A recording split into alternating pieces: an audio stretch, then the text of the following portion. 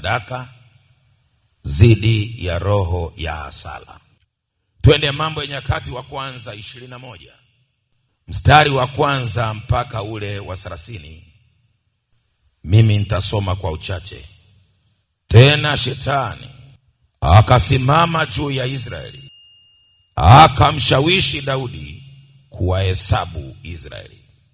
Basi Daudi akamwambia Yoabu na wakuu wa watu, nendeni kawahesabu Israeli toka Beersheba mpaka Dani, mkanipashe habari nipate kujua jumla yake.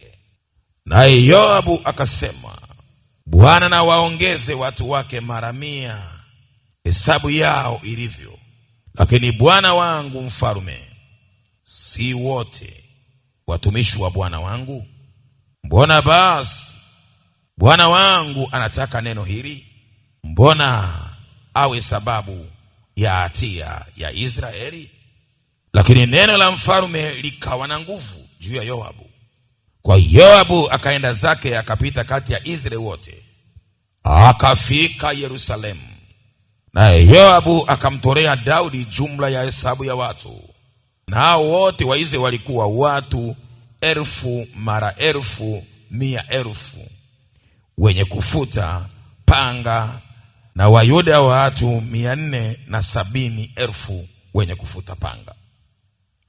Lakini Lawi na Benjamini akuwahesabu miongoni mwao, kwa sababu neno la mfarume limechukiza Yoabu. Neno hilo likawa baya machoni pa Mungu, kwa hiyo akawapiga Israeli.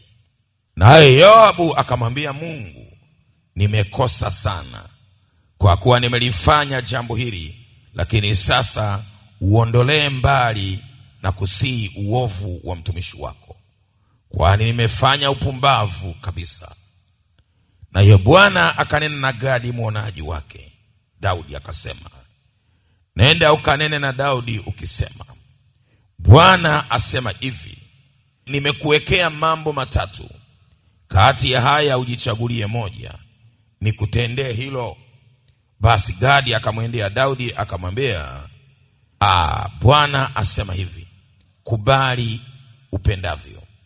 Miaka 3 ya njaa, miezi 3 ya kuangamia mbele ya adui zako, ukipatwa na upanga na watesi wako, na siku 3 upanga wa Bwana, yani tauni katika nchi, na mareka ya Bwana akiharibu kati ya mpaka yote ya Israeli. Haya basi, ufikiri ni jawabu gani nimrudishie yeye aliyenituma? Naye Daudi akamwambia Gadi, nimeingia katika mashaka sana. Basi sasa nianguke katika mkono wa Bwana, kwa kuwa rehema zake ni nyingi sana, wala nisianguke katika mkono wa mwanadamu. Twende mstari wa 18. Ndipo huyo malaika wa Bwana akamwamuru Gadi kwamba amwambie Daudi ya kuwa Daudi akwee akamwinulie Bwana madhabahu katika kiwanja cha kupulia cha Arauna Myebusi. Basi Daudi akakwea sawasawa na neno la Gadi alilonena kwa jina la Bwana. Arauna alipogeuka na kumuona yule malaika, ndipo yeye na wanae 4 waliokuwa pamoja naye wakajificha, naye Arauna alikuwa kipura ngano. Basi Daudi alipokuwa akimjia Arauna akatazama, akamuona Daudi, akatoka katika kile kiwanja, akamsujudia Daudi kifudifudi hata nchi. Ndipo Daudi akamwambia Arauna, unipe mahali pa kiwanja hiki, ili kwamba nimjengee Bwana madhabahu hapa. Kwa thamani yake kamili utanipa, ili kwamba tauni izuiliwe katika watu. Arauna akamwambia Daudi, ujitwarie, na bwana wangu mfarume afanye yaliyo mema machoni pake. Tazama, ng'ombe wa sadaka ya kuteketezwa na vyombo vya kupulia na kuni na ngano na sadaka ya unga nazitoa, sote nazitoa. Mfarume Daudi akamwambia Arauna, la sivyo, lakini kweli nitanunua kwa thamani yake kamili. kwani sitamtwalia Bwana kilicho chako, wala kutoa sadaka ya kuteketezwa isiyo na gharama. Basi Daudi akampimia Arauna thamani ya mahali pale shekeli 600 za dhahabu na kwa unzani. Kisha Daudi akamjengea Bwana madhabahu huko, akatoa sadaka za kuteketezwa na sadaka za amani. Akamlingana Bwana, naye akamuitikia kutoka mbinguni kwa moto juu ya madhabahu hiyo ya sadaka ya kuteketezwa.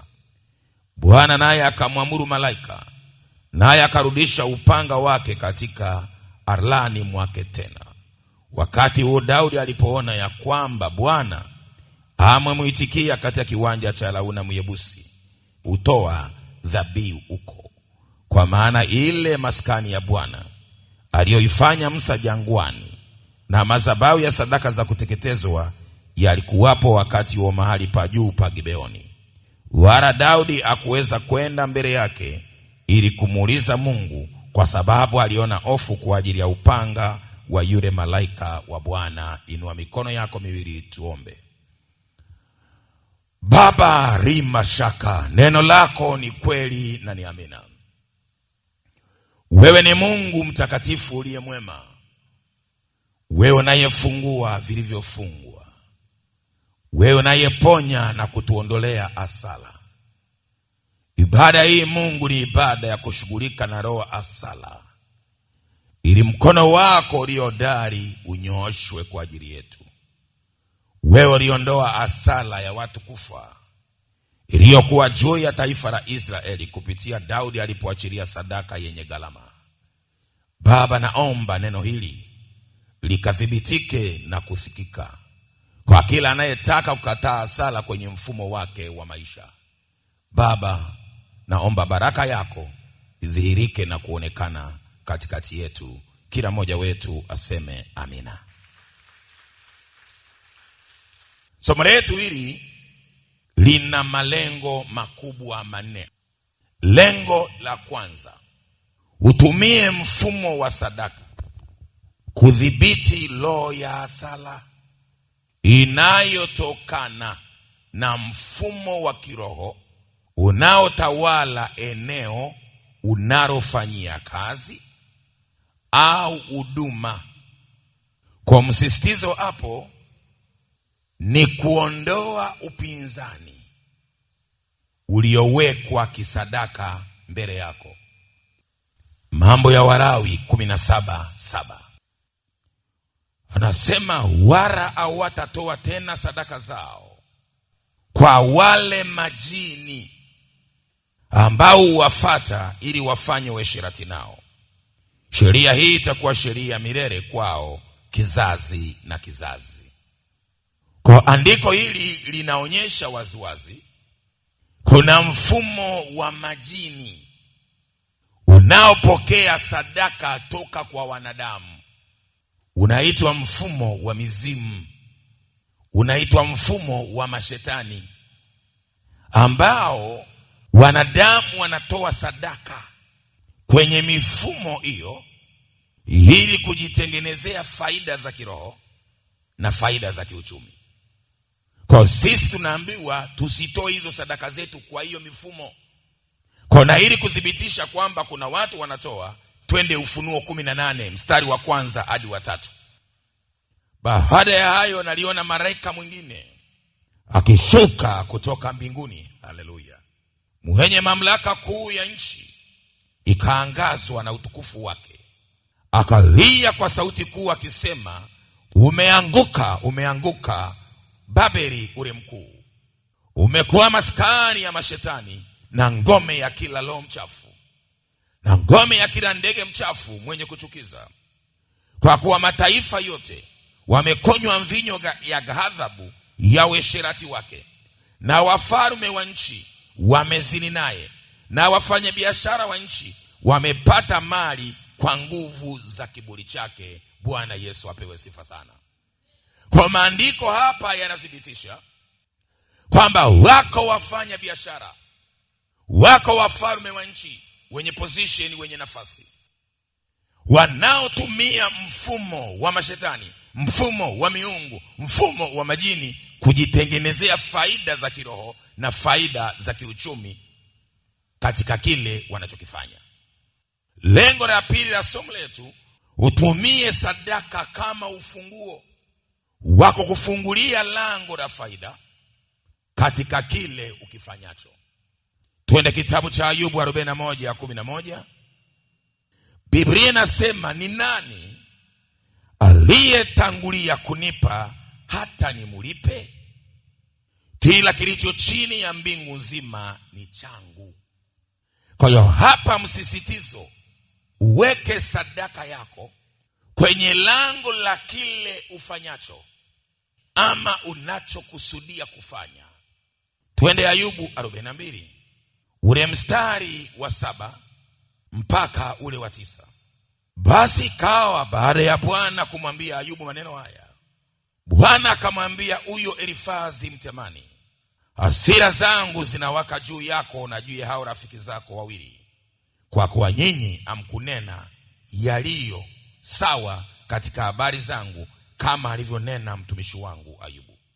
Basi sasa jitwalieni ng'ombe waume 7 na kondoo waume 7, mkamwendee mtumishi wangu Ayubu, mjisogezee sadaka za kuteketezwa, na huyo mtumishi wangu Ayubu awaombee nyinyi, kwa kuwa nitamlizia yeye nisiwatende sawasawa na upumbavu wenu, kwani nyinyi amkunena maneno yaliyonyooka katika habari zangu, kama alivyonena mtumishi wangu Ayubu. Basi Elifazi Mtemani na Bildadi Mshui na Sofari Mwanamathi wakaenda wakafanya kama vile Bwana alivyowaamuru, naye Bwana akamridhia Ayubu. Sema amina kwa Yesu. Kwa hiyo hawa walikuwa wanakwenda kwenye hasara, lakini Bwana akawaambia, pelekeni sadaka kwanza kwa Ayubu apate kuwaombea, ili nyinyi msije mkawa hasara. Walitoa sadaka kabla ya kuwa hasara. Kwa kama una biashara, una kazi, usisubiri upate hasara ndipo toe sadaka. Toa sadaka ili kuzuia hasara. Kwa sadaka inakubeba. Kumbuka somo letu ni vita vya kisadaka zidi ya roho ya hasara. Kwa wale wanaotaka uwe hasara, na wao utoa sadaka. Wale wanaotaka upate hasara kwenye biashara, nao utoa sadaka kwa miungu. Wasio kutakia mema wanatoa sadaka kwa wachawi na waganga. Andika maneno hayo, nikupe maandiko. Kwa kama ni vita ya kisadaka, maana yake hapa tunapigana sadaka kwa sadaka. Wanakwenda kwa waganga, wanalipuliza. Hawaendi mikono mitupu, wanapeleka na ujira wa uganga, wanapeleka na sadaka za uganga. Twende kitabu cha Hesabu 22. Uandike mstari wa 1 kwa faida mpaka ule mstari wa 20 kwa faida. Lakini sisi kwa ajili ya muda tunaanzia mstari wa 5. Basi akatuma wajumbe kwa Balamu mwana wa Beori katika Pethori, ulioko kando ya mto, mpaka nchi ya watu wake, kwenda kumuita. Akasema, tazama, kuna watu wametoka Misri. Tazama, wanafunika uso wa nchi, tena wanataka kunikabili mimi. Basi njoo wewe na kusihi unilaanie watu hawa, maana wana nguvu kunishinda mimi. Labda nitaweza tupate kuwapiga, niwafukuze watoke katika nchi yangu. Kwa maana najua ya kuwa yeye umbarikie ubarikiwa, na yeye umlaanie ulaaniwa. Mstari wa 7. Wazee wa Moabu na wazee wa Midiani wakaenda wakichukua ujira wa uganga mikononi mwao, wakamfikia Balamu wakamwambia maneno ya Baraki. Bwana Yesu asifiwe. Balamu ni mganga wa kienyeji na mchawi anayetoka Uru wa Kalidayo. Ni kabila moja na Ibrahimu, ni kabila moja na uzao wa Rutu. Wanatoka Uru wa Kalidayo, ndiyo Mesopotamia, ndiyo Babeli, ndiyo Iraki ya sasa. Kwa wale wanaofahamu Rutu alipookolewa Sodoma na Gomora alikwenda mpaka Soari, na mke wake mnakumbuka aligeuka kuwa nguzo ya chumvi. Mpaka leo yupo kwenye milima ya Sodoma na Gomora pale juu kwenye bonde la bahari mfu kule Dead Sea pale juu katika mke Rutu kapo mpaka leo. Kwa hiyo Rutu akaenda Soari, baadaye akaenda mpaka hizo nchi, akaanzisha familia, akatengeneza pombe, akanywa, akarana watoto wake wawili, akazaa nao binti wa kwanza na binti wa pili, ndio wanaounda taifa la Moabu. Sasa hawa watu wa Moabu waliposikia wana wa Israeli wanakuja, wanatoka utumwani, badala ya kuwakaribisha kwamba hawa ni watoto wa kaka yetu, hawa ni watoto wa ndugu yetu, wao wakaenda kutafuta babu mrogaji aje waroge. Kwa watu wengi wameumizwa na watu wa kwao. Wanaokuloga loga sana ni wale wanaokufahamu sana. Yesu anasema adui za mtu ni wale wa nyumbani mwake mwenyewe. Ibrahim ndiye alimbeba Rutu toka Mesopotamia. Lakini angalia kizazi cha Rutu kinawachukia wana wa Ibrahim. Wanakwenda kwa mganga kufanya uganga. Kwa hiyo hoja yangu hapa, wanabeba sadaka. Sadaka zenye lengo la kuwafunga Israeli. Wanamwambia mganga, njoo tulaanie, njoo turogee, njoo tuzoofishie. Maana yake watie hasara hawa, wawe hasara kwenye maisha yao. Kwa wale ambao wanataka upate hasara, wanatumia mfumo. Kitabu cha Hesabu 23 ule mstari wa kwanza mpaka ule wa 8. Balaam, huyu mganga wa kienyeji, akamwambia Baraki mfalme wa Moabu, nijenge hapa madhabahu 7, ukaniandalie hapa ng'ombe waume 7 na kondoo waume 7. Si kama unaelewa? Kwa hiyo akaagiza mchawi na mganga ijengwe madhabahu ya kufanya uganga. Baraki akafanya kama Balaamu alivyonena. Baraki na Balaamu wakatoa sadaka, ng'ombe mmoja mmoja na kondoo mmoja mmoja juu ya kila madhabahu. Wanashughulikia mtu awe hasara. Si kama unaelewa?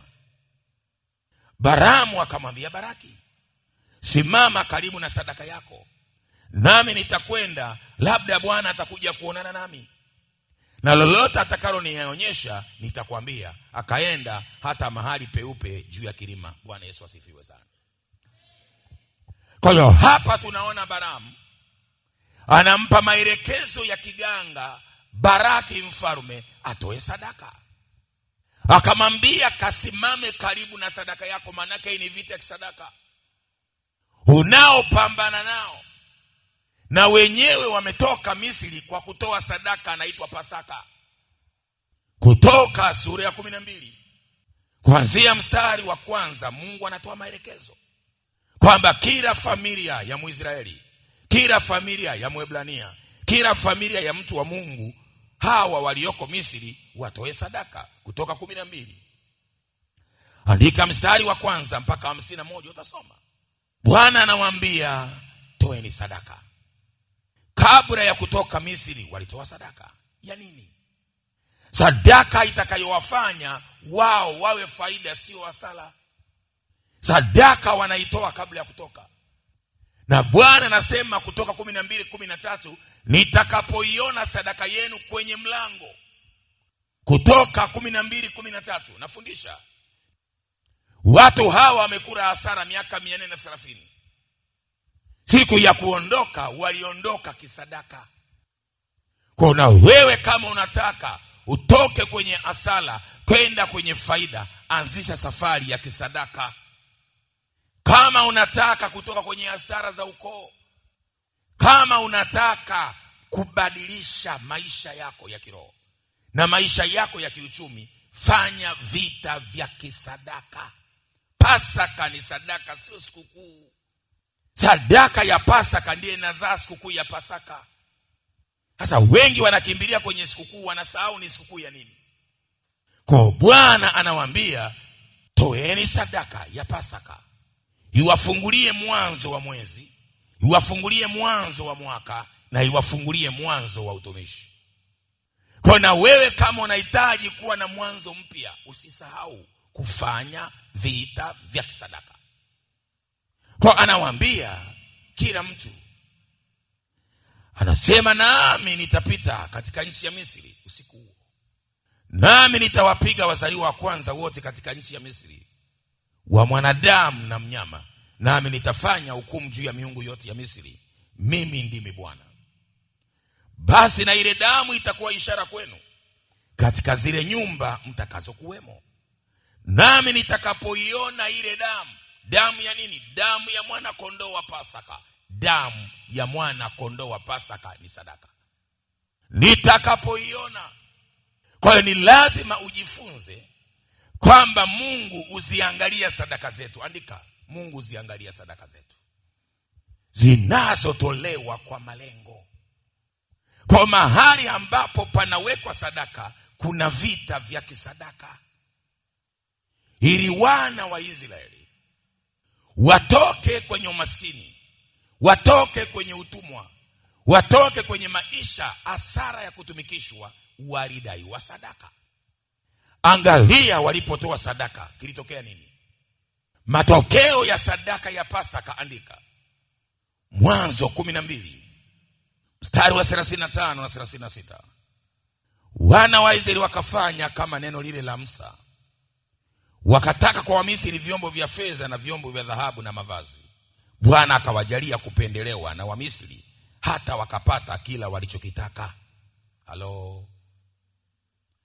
Hata wakapata kila walichokitaka. Wewe unataka nini?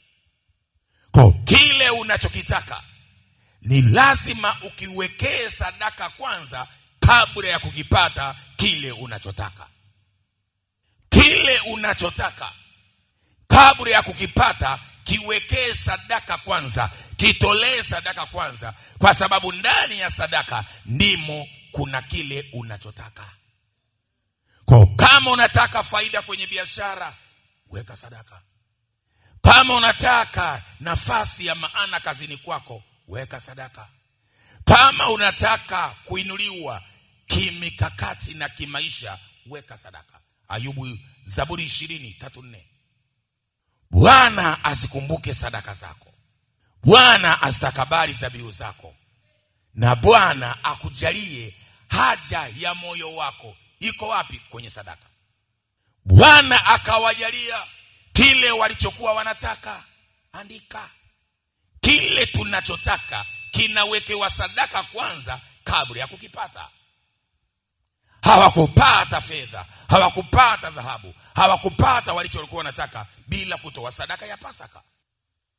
Kwa Mkristo usipojifunza kufanya vita vya kisadaka, utafanya vita vingine. Ikifika kwenye eneo la sadaka unashindwa, matokeo yake utalalamika, nafunga, naomba, sipati majibu. Kuna vita vingine ni vita vya kisadaka. Kwa nilisha sema kila vita, andika, ina kanuni yake. Kwa leo nafundisha vita vya kisadaka dhidi ya roho ya hasara. Usinipeleke kwingine. Kwa sadaka inaweza kutumika kama silaha ya kusaidia we kupambana na sadaka nyingine. Wameweka ng'ombe, weka ng'ombe. Wameweka kondoo, weka kondoo. Lakini sisi tunakwenda kupigana holela. Uwezi ukashinda vita vilivyotumia sadaka bila wewe kutumia sadaka. Hilo halipo. Usisome Biblia kwa kukimbia, soma Biblia kwa kuelewa. Wamisri hawa, angalia, wakati wanafanya vita vya kiroho dhidi ya Misri, walipogundua ndani ya Yusuf kuna faida, wakatoa sadaka. Yusufu hakuchukuliwa bure, walilipa gharama. Twende Mwanzo 37 uone fedha inatumika, uchumi unatumika. Ile Mwanzo 37 ule mstari wa 28. Wakapita wafanya biashara wa Midiani, basi wakamtoa Yusufu, wakampandisha kumtoa katika birika, wakamuuza Yusufu kwa Waishmaeli kwa vipande vya fedha 20. Nao wakamchukua Yusufu mpaka Misri. Bwana Yesu asifiwe. Kwa hiyo hapa tunaona Wamisri wanamnunua Yusufu. Kwa lugha nyingine wanatoa sadaka. sawasawa na Ufunuo 5:9-10. Biblia inasema nao waimba wimbo mpya, wanasema wastahili mwanakondoo aliyechinjwa ukamnunulia Mungu watu wa kila kabila, watu wa kila lugha, watu wa kila jamaa na watu wa kila taifa, ukawafanya kuwa wafalme. Sadaka ya Yesu inatununua. Tuliuzwa lini? Kimfumo. Katika ulimwengu wa roho, sadaka yoyote inayotolewa kwa lengo la kumfunga mtu, maana yake wanauza nafsi yake. Mtu akipeleka ng'ombe kwa mganga, mbuzi kwa mganga, fedha kwa mganga, kwa lugha nyingine amekununua wewe. Katika bidhaa zinazouzwa sokoni kwa waganga wa kienyeji, kitu kimoja wapo wanachouza, wanauza miili ya watu na roho za watu. Kwa unaweza ukanunuliwa kimwili na ukanunuliwa kiroho, ukawa mali ya mtu anakutumikisha tu. Lakini amekununua kwa namna gani? Kafanya pachapu kwa mganga. Twende Ufunuo 18 kuanzia 11 mpaka 14.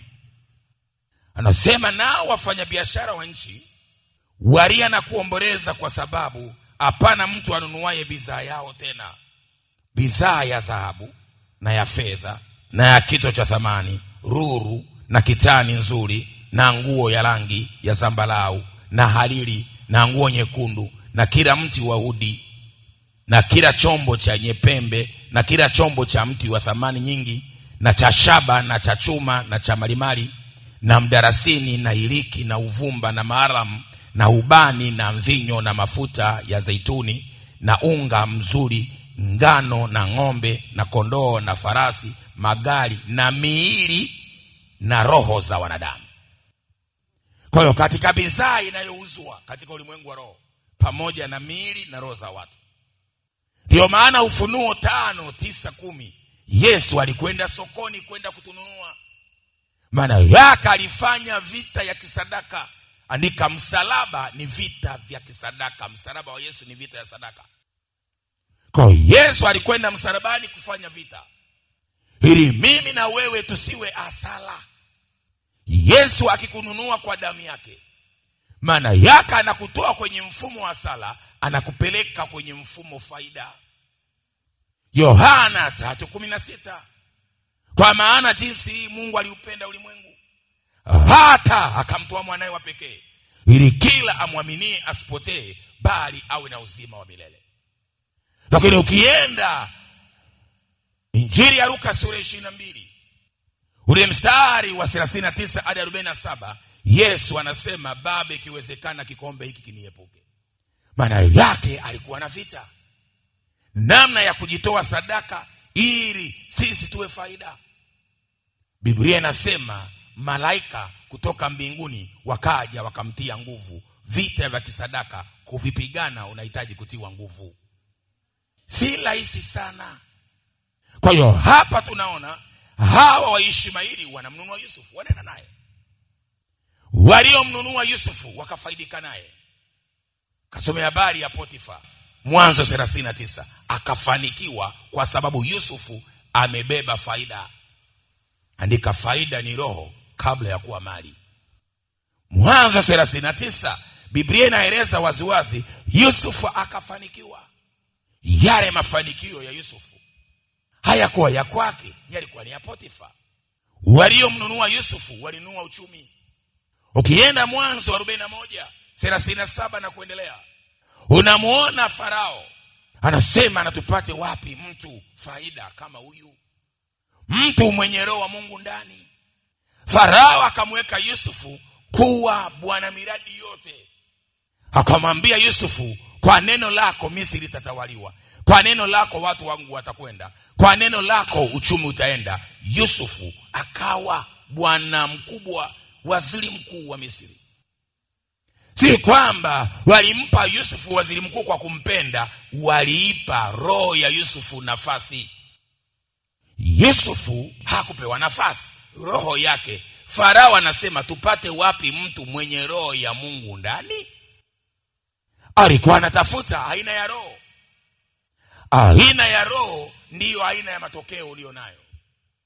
Kama una roho ya faida utapata faida, kama una roho ya hasara utapata hasara, kwa sababu aina ya roho ndiyo aina ya maisha yako.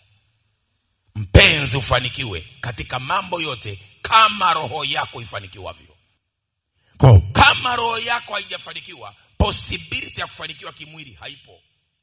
Ndio maana tunakufundisha kwanza ufanikiwe kiroho, ndipo ufanikiwe kimwili. Ndio maana Yesu akasema linda sana moyo wako. Kwa mafanikio ya kiroho yakipotea kwa mtu, na mafanikio ya nje yanapotea. Watu wengi hawapendi kufundishwa. Watu wengi hawapendi ibada, wanapenda sarakasi. Kama roho yako ni ya sarakasi, utakuwa sarakasi tu. Kwa ndugu yangu Mkristo mpendwa, tunapofanya vita vya kisadaka, elewa tulikotoka. Misri ikafanikiwa, Potifa akafanikiwa, lakini wana wa Israeli waliouza faida hawakufanikiwa. Waliomuuza Yusufu wakawa hasara. Angalia Biblia inasemaje? Kitabu cha Kutoka sura ya 1. Alipokufa Farao aliyekuwa anamfahamu Yusufu, akawatesa wana wa Israeli kwa mateso makubwa sana. Kwa sababu Yusufu alipokufa aliondoka na roho yake, akaondoka na baraka zake, akaondoka na faida. Wale watu ambao walikula mapochopocho kipindi cha Yusufu wakaanza kula vumbi. Kwa hiyo mafanikio ya wana wa Israeli yalimtegemea Yusufu kuliko wao wenyewe. Sasa angalia ile Mwanzo 31:31. Wakati wana wa Israeli wanamuuza Yusufu, wanatoa sadaka. Mwanzo 31:31. Wakatoa kanzu ya Yusufu, wakachinja mwanambuzi na kuchovya kanzu katika damu yake. Wakaenda nayo ile kanzu ndefu, wakaipeleka kwa baba yao, wakasema, tumeona hii, basi utambue kama kanzu hii ni ya mwanao ama sivyo. Akaitambua kanzu ndiyo kanzu ya mwanangu. Mnyama mkali amemla, bila shaka Yusufu amelaluliwa. Yakobo akararua mavazi yake, akajiveka gunia viunoni na kumulilia mwanae siku nyingi. Kwa tunaona hawa wanatangaza msiba, hasara juu ya Yusufu kwa sadaka. Wanachinja mwanambuzi. Ukienda Kutoka 12, ili warudishiwe faida walioipoteza, Mungu aliwadai sadaka. Mwanambuzi huyo akawaambia, toeni sadaka ya Pasaka. Wakachinja. Nataka nikufundishe nini mchungaji? Vita vya kisadaka, upigano wa kisadaka. Kwa kama umebebeshwa hasara katika ulimwengu wa roho, fahamu kitu kimoja wapo walichotumia kukubebesha hiyo hasara ni sadaka. Walikwenda madhabahuni na sadaka. Akina Balamu anaambiwa, simama karibu na sadaka yako. Maana yake na wewe unapofanya vita mbele za Bwana, nenda na sadaka yako. Simama mbele za Bwana na sadaka yako, umwambie Mungu, nateta nao wanaoniteta, napigana nao wanaopigana nami kisadaka. Kwa vita vya namna hii usipovijua, kuombewa peke yake hakuleti majibu. Kuna maombi mengine yanahitaji uchukue hatua. Aliyeambiwa atoe sadaka sio Baramu. Baramu anamwambia Baraki, kalete ng'ombe 7, kondoo 7. Unapambana na farume, unapambana na watu wenye nguvu, kalete sadaka. Yule bwana mkubwa akaenda akaleta sadaka, ng'ombe 7, kondoo 7. Zoezi la kwanza likafeli. Akamwambia kajenge madhabahu nyingine. Alijenga madhabahu sehemu 3 tofauti. Madhabahu za kwanza 7, madhabahu za pili 7, madhabahu za tatu 7. Kapiga hesabu wote. Maana yake alitoa ng'ombe 21 na kondoo 21, na baada akafeli. Kwa nini? Kwa sababu wana wa Israeli walikuwa na sadaka inayonena juu yao. Sadaka ya Pasaka ilinena juu yao, ilinena juu ya maisha yao, ilinena juu ya watoto wao, ilinena juu ya maisha yao. Sadaka ya Pasaka. Ukisoma kitabu cha Hesabu 22, 23, 24, mganga alipoona amefeli, kwamba hawa jamaa wananipuruchuka, ninalotaka liwapate, akamwambia Baramu, nisikilize hapo, hawa huwezi kuwaroga. Akamwambia hapana uganga, hapana uchawi juu ya Israeli. Hesabu 23:23. Kwa hiyo akamfundisha mbinu. Ndio maana ukiniuliza mimi, mlokole anaweza kulogwa na kuambia ndio, alafu nakwambia hapana. Ndio, hapana, yote ni majibu. Kwa hiyo akamwambia hawa ili wapate wakorofishe na Mungu wao, wafarakanishe na Mungu wao. Kwa na wewe ili mchawi, ili mlozi, ili anayekuonea kuonewe, aanzi kuonea, anaanza kukudisconnect wewe na Mungu. Anakufarakanisha na Mungu. Ulikuwa na ibada unaua. Ulikuwa na maombi unaua. Ulikuwa unafunga, kufunga kuna kufa. Ulikuwa unampenda Mungu, unaanza kulala kama sungula, macho ng'o. Unarazwa taratibu kama Samson mikononi mwa Delila. Kwa Wakristo wengi sasa wanarogeka kwa sababu nguvu ya kushinda wameiacha. Akaambia fanya. Akaambia hawa jamaa hawajara pilau hawa. Huu mwaka wa 39 sasa. Maisha yao ni magumu ya jangwani. Kwa hiyo hawa huwezi kuwapata, watirie motisha. Badala ya kufanya vita nao wakawakaribisha. Kitabu cha Hesabu 25. Wakawakaribisha kwa ngoma, wakakaribisha kwa zomari, wakaribisha kwa vigeregere. Jamani, watoto wa blaza, watoto wa dada, watoto wa kaka, si kila anayepiga geregere mbele yake na kupigia geregere. Kuna mwingine ndio mdomo wake wa ukumeza. Kubusu kwa adui ni kwingi. Adui yako hawezi kuja amenuna, anakuja na busu. Anakuja na vigeregere, mtoto wa dada, yani kukushika begani tu. Kumbe mkono wako umebeba nyamzanga. Lakini kwa sababu unapenda busu, kwa sababu unapenda vigeregere, ndio unajimwaga bila maombi. Kwa sababu hawa wana wa Israeli walikuwa wamezoea kila anayewapokea na wapokea kwa mapanga. Hawa wala kuchukua panga. Walitumia mfumo wa kiroho, wakalipuliza. Likagoma. Baramu akawaambia hawa muwapati, watilie fitina na Mungu. Ndio maana Mkristo ni lazima uwe na imani binafsi. Hawa wanaokupa maji na mafuta wanakufitini na Mungu. Wanakuondoa kwenye neno, wanakuondoa kwenye imani, wanakutilia mafuta kidogo. Huoni kama kuna athari? Huioni. Linda sana moyo wako, linda sana imani yako, linda sana Ukristo wako. Chachu kidogo uchachusha donge zima. Kilichowaponza wana wa Israeli ni nini? Kamnofu kanyama. Leo kuna watu wanagawa nyama mjini hapa, na Wakristo wanaingia kwenye freni kwenda kuchukua nyama. Hawajara nyama siku nyingi. Wanangu, leo mnuso, kanuse utanuswa. Chakula chochote kilichotolewa kwa ibada, kama sio kwa Mungu wako, usile. Once umekula bahari Peori. Tusome hapa Hesabu 25, angalia mstari wa kwanza. Lazima tusome mpaka wa 10 mpaka wa 9. Basi Israeli akafika Shitimu, kisha watu wakaanza kuzini pamoja na wanawake wa Moabu. Walitumia mbinu gani? Kwa kuwa waliwaalika hao watu waende sadakani, sadaka walizowachinjia miungu yao. Watu wakara chakula, wakaisujudu hiyo miungu yao. Waliwaalika waende kwenye sherehe ya sadaka wao bila kuhoji Mungu aliyechinjiwa sadaka ni nani. Wakaenda kula nyama. Watu wanaangalia nyama, waangalii Mungu muhusika wa sadaka hiyo. Kabla hujara sadaka, waulize Mungu gani amepewa sadaka. Kama wanachinjia Mungu wao, Mungu wa Wapare, Mungu wa Wahaya, Mungu wa Wachaga, na umeokoka, upaswi kula. Makabila yetu yana miungu yao, wana taratibu zao za kisadaka huko nyumbani. Maadamu sadaka wanaichinja kwa Mungu ibangwise na Mungu mkuna, wewe usile. Acha uroho. Mtu aliyeokoka analizika, anakula vilivyotakaswa kwa damu ya mwana kondoo. Ikawa Israeli wakajiungamanisha kwa bahari Peori, hasira ya Bwana zikawaka juu ya Israeli.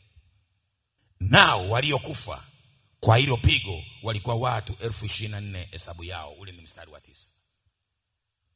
Kwa hiyo hapa watu 24,000 walioonja nyama ya bahari Peori walikufa. Unaonaje siku moja unafiwa na watu 24,000? Ni wachache. Watu 24,000 wakashindwa vita. Kwa nini? Walikula sadaka, wakashindwa vita, wakawa hasara ya nafsi zao. Ndugu mpendwa, napokufundisha, vita vya kisadaka vimewafanya wengi wamekuwa maskini. Andika. Unapolala usiku unalishwa kwenye ndoto, ni tatizo. Unapoona unakula na watu waliokufa, usifurahi kula mapochopocho kwenye ndoto. Wale wanaokulisha wanameza kesho yako kifaida, wamekufanya umekuwa hasara. Mbinu waliotumia ni sadaka. Wengine wametolewa sadaka, wengine wamefungwa kwa sadaka, wengine wamezikwa kwa sadaka. Ayubu 20:15, amemeza mali, amemeza faida, amemeza ndoa, amemeza kazi, amemeza biashara, amemeza afya, amemeza kesho ya mtu hata itapika. Kwa huyu anayemeza yupo na anatumia sadaka. Ndio maana Yesu akasema sadaka zako zilipo ndipo na roho yako ilipo. Maana yake sadaka yake kimezwa na mmezaji, amemeza maisha yako. Kwa kuna watu hapa wanaishi maisha yako ndani ya mtu mwingine. Ndio maana unaweza ukalala ukajiona huko godauni, unaweza ukalala ukaona huko unasafisha si vitu gani, unaweza ukalala ukaona huko shambani unalima, ukiamka asubuhi umechoka tu. Lakini walikupataje? Sadaka. Kwa wakiona wewe ni muombaji sana ofisini, wanakupa chai tu ya asubuhi. Unafika ofisini unakuta chai pale, bila kuomba, bila nini, maziwa yananukia, unatiwa na mdarasini, unavutika namna hii kama nani. Wanao kutafuta wana mbinu, watakupataje? Kwa kuna watu waliharibikia kazini. Israeli wamepigana vita miaka, wamesafiri miaka 40. Mwaka wa 40 wanatakiwa kuvuka kituo cha mwisho kuingia nchi ya ahadi, wanawekewa sadaka. Ukiangalia ni sadaka ya upendo, inameremeta. Lakini hawa watu wa Moabu walikuwa wanajua wanachokifanya. Wakawapiga Israeli, wakawafanya 24,000 wakafa. Watu wakawa na msiba. Kuna watu leo mna msiba kwenye biashara. Umetokana nini? Lengo la tatu la somo letu, utumie mfumo sadaka kudhibiti roho zote za hasara. Kwa hii sadaka unaiweka kudhibiti kwamba hawa wanataka niwe hasara, nami na wadhibiti asubuhi na wadhibiti jioni kwa kuweka sadaka yangu mbele za Bwana. Kwa msisitizo hapa ni kudhibiti. Kuna vitu vingine usipovidhibiti vitakudhibiti wewe. Malaki 3:11, nami kwa ajili yenu nitamkemea yeye alaye, wala hataharibu mazao ya ardhi yenu, wala mzabibu wenu hautapukutisha matunda yake kabla ya wakati wake katika mashamba, asema Bwana wa majeshi. Bwana asifiwe. Bwana asifiwe. Kwa hiyo hapo umetajwa mzabibu. Bwana asifiwe. Yametajwa mashamba. Maana yake sadaka hii ina lengo la kudhibiti huyo mtu anayeitwa alaye, ili asile faida, ili asile uchumi wako, ili asile kesho yako. Unamdhibiti. Kama kuna baridi utavaa nguo, utaweka na blanketi kudhibiti baridi. Hausubiri baridi ije ndipo vae. Kinga ni bora kuliko tiba. Andika. Wengi wanalia, wameshapigwa na baridi, wameshanyang'anywa kila kitu, sasa wanalia. Hawakuwahi mwanzoni. Maombi yaliyochelewa, sadaka zilizochelewa huleta majibu yaliyochelewa. Tuna Ukristo wa kifafa tu. Watu hawaielewi Biblia vizuri kabisa. Bwana anasema nitamkemea alai, onda kumkemea wewe mwenyewe. Kinachosababisha Mungu amkemee alai ni kile ulichokifanya kabla ya. Kuna mwizi mmoja jambazi kijini kwetu miaka ya zamani. Alikuwa anaiba, anavunja nyumba za watu. Wakimkamata, hata wangemkata panga, hafi, anapotea. Siku moja akasimama kwenye kijiji chetu akasema, sasa wakati wangu wa kufa umefika. Watu wakamuuliza kwani? Akamwambia Mungu wangu amepotea. Kumbe alikuwa ametengenezewa irizi na mganga ambaye inamrinda kila akienda kufanya tukio, hiyo irizi ndiye inafanya kazi. Sijui kulitokea nini, irizi yake kapotea. Na kweli alipoenda kuiba sehemu nyingine wakamuua. Wakamkatakata kila kiungo akafa. Nataka niseme nini?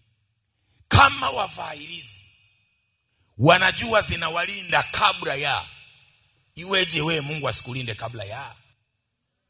Wengi tunaweza kwenda kwenye ibada na ibada zinapoteza maana kwa sababu tunaokutana nao ni watu ambao wameshapigwa, sio wale ambao wanatafuta kutopigwa. Ni makosa makubwa. Kwa hata mtu kimuombea akapata nafuu, haendelei na ibada, anaenda akipigwa tena anarudi. Somo hili linalokufundisha ukaliishi kila siku, utapata hasara. Hasara unaweza kuidhibiti kwa kufungua lango lako la siku kwa sadaka.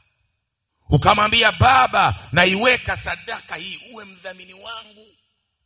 Unizamini kwenye biashara, unizamini kwa wateja, unizamini kwenye mauzo. Sadaka inasema Zaburi 119 mstari wa 122.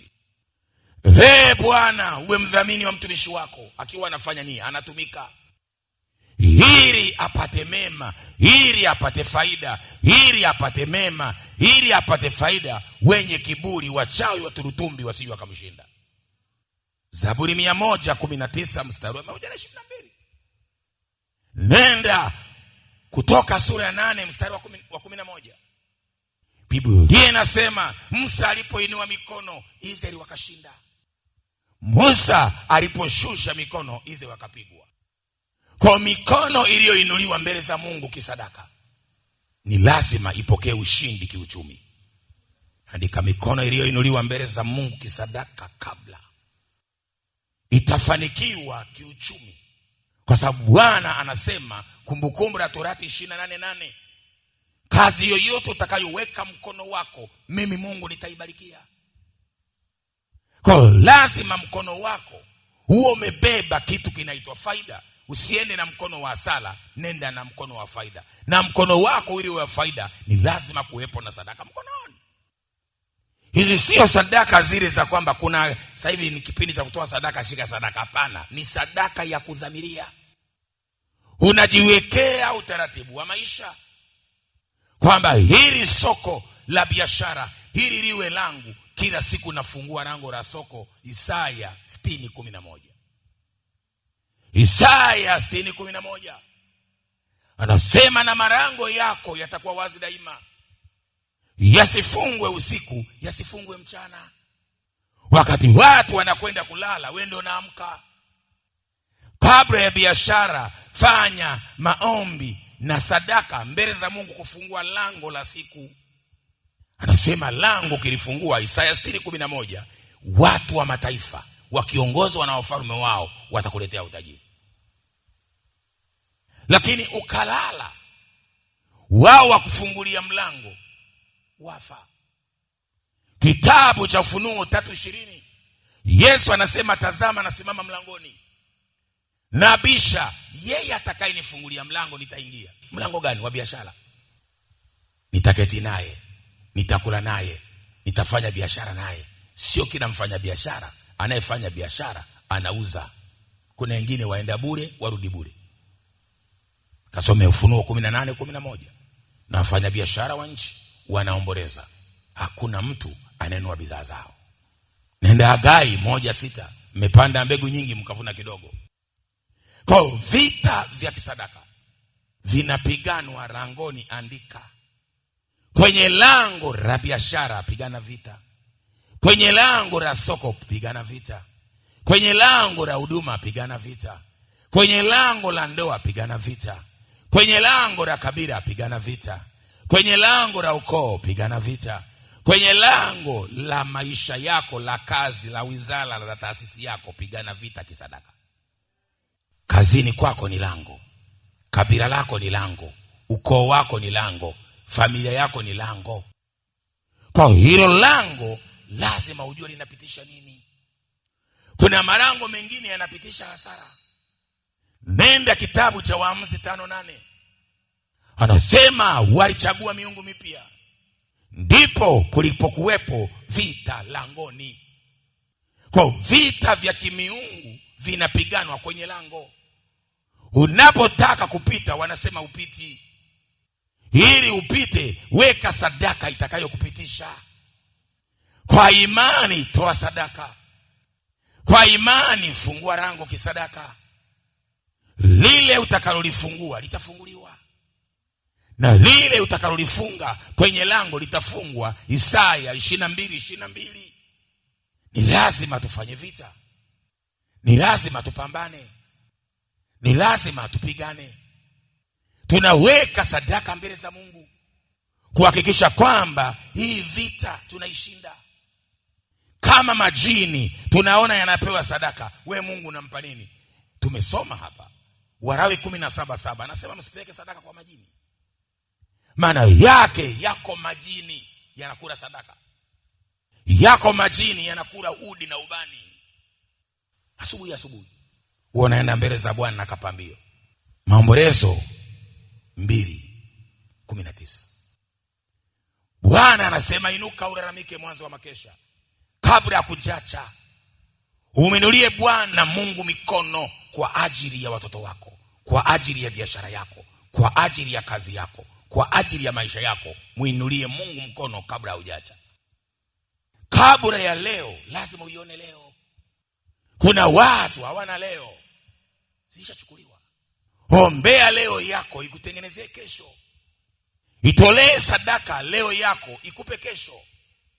Yesu anasema Injili ya Luka 12:31-34. Anasema msiogope enye kundi dogo. Tazama Baba anataka kuwapa ufalme. Kauzeni mlivyo navyo mkatoe sadaka. Jiwekeeni akiba mbinguni, ambako mwizi, mchawi, mganga, mturutumbi hawezi kufika kule kuvunja na kuiba. Sasa wengine wakafikiria ni sadaka zilizoko mbinguni. Maana yake unapotoa sadaka inamzuia mwizi wa kiroho, inamzuia mwizi wa kiroho, inamzuia mchawi wa kiroho, inamzuia yule anayetaka kukuibia kesho yako ashindwe. Ndio maana yake. Sasa wengine wanafikiria ni sadaka zile ambazo utazikuta mbinguni, kwamba ukienda mbinguni utakuta sadaka zako. Hilo ni jambo lingine, lakini hapa anasema mwizi hawezi kuiba. Kwa ni sadaka inayotumika kama zuio. Luka 12 Yesu ameitaja. Kauze mlivyo navyo, jiwekeeni akiba. Maana yake akiba yako ya kiuchumi, akiba yako ya kimaisha inaamuliwa na Mungu mwenyewe. Akisema akiba maana yake kesho. Wewe unaishi leo, kesho yako nayo Mungu. Kwa Mungu akiachilia riziki zako kwa ajili ya kesho, ukifika kesho wewe ni vigeregere tu. Na leo Mungu akupe kesho yako. Akiba maana yake kesho. Ndio maana lazima Mkristo unapookoka uanze kuona na ukuaji wako wa kiroho na kiuchumi. Ukiona unakuwa kiroho tu, kiuchumi haukui, jua unaumuka, haukui. Ni lazima uwe balanced, kiroho strong na kiuchumi strong. Unakuwa imara kiuchumi, unakuwa na imara. Lengo la 4 la mwisho, utumie mfumo wa sadaka kuvuta uponyaji wa kiroho na kiuchumi. Mambo ya Nyakati wa Kwanza 21. Kisha Daudi akamjengea Bwana madhabahu huko, akatoa sadaka za kuteketezwa na sadaka za amani, akamlingana Bwana, naye akamuitikia kutoka mbinguni kwa moto juu ya madhabahu hiyo na sadaka ya kuteketezwa. Bwana naye akamwamuru malaika, naye akarudisha upanga alani mwake tena. Wakati huo Daudi alipoona ya kwamba Bwana amemuitikia katika kiwanja cha Arauna Myebusi, ndipo utoa dhabihu huko. Kwa maana hili maskani ya Bwana aliyoifanya Musa jangwani na madhabahu ya sadaka ya kuteketezwa vilikuwa wakati huo mahali pa Gibeoni. Wala Daudi hakuweza kwenda mbele yake kumuuliza Mungu, kwa sababu aliona hofu kwa ajili ya upanga wa yule malaika wa Bwana Yesu.